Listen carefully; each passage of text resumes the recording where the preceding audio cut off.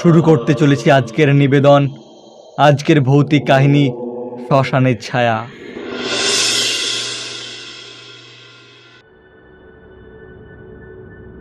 বাংলার এক অজ্জপল্লী, নাম তার হাটবাড়ি।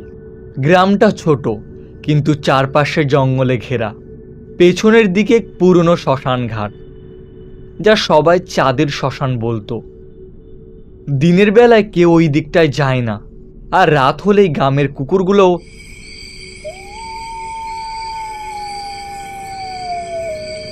দূরে সরে থাকে।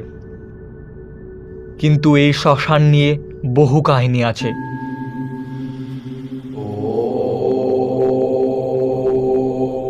কেউ বলতেন সেখানে নাকি এক সাধু সাধনা করতেন, আবার কেউ বলতেন শ্মশানে নাকি এক ডাইনি বাস করতেন। তবে সবচেয়ে ভয়ের গল্প হলো ছায়া মানুষ।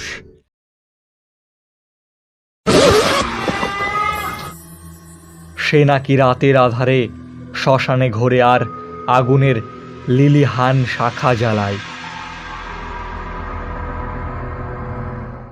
গ্রামের মানুষ এসব কথা বললেও গ্রামের এক যুবক, নাম তার রতন, এসব কথা মোটেই বিশ্বাস করত না।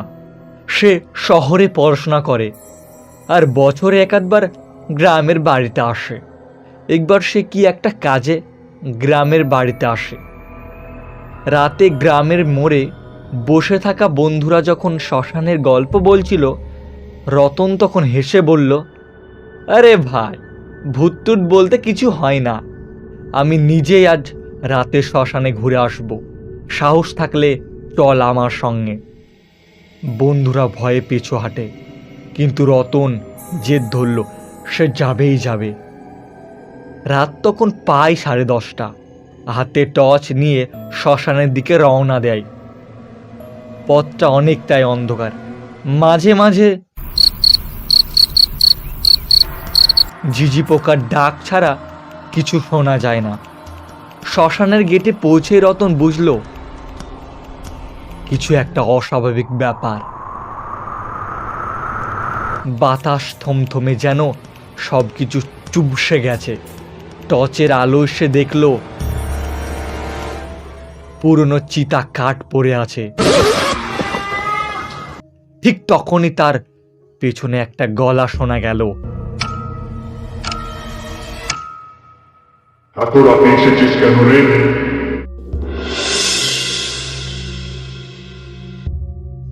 রতন চমকে উঠে গেল। রতন চমকে উঠে পেছনে তাকায়, কেউ নেই। আশ্চর্য ব্যাপার। সে ভাবে হয়তো মনের ভুল, হয়তো হবে, হয়তো বাতাসে গাছের আওয়াজ করছে।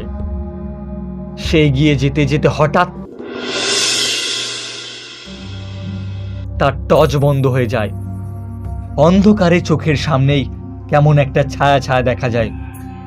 উঁচু লম্বা মাথায় চুল উঠছে, যেন আগুনে পড়ে গেছে এমন মুখ। রতনের দম বন্ধ হয়ে আসছে।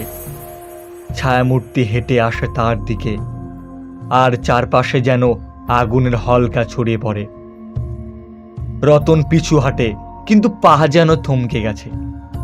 তখন সেই ছায়ামূর্তি বলে, এইখানে যে আসে সে আর ফিরে যায় না। রতন জোরে চিৎকার করে অজ্ঞান হয়ে পড়ে যায়। ভোরবেলা গ্রামের কয়েকজন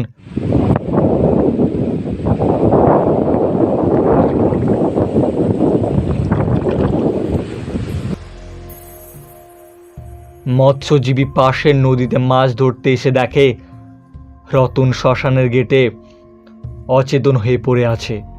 অনেক ডাকাডাকিতে সে জ্ঞান ফিরে পায়, কিন্তু মুখে কথা নেই। তার চোখ লাল, ঠোঁট কাঁপছে। সেই দিন থেকেই রতন আর কোনো দিন শহরে ফিরে যায়নি। সে এখন গ্রামের মন্দিরে থাকে, চুপচাপ থাকে সারাক্ষণ। আর মাঝে মাঝে বলে ওঠে,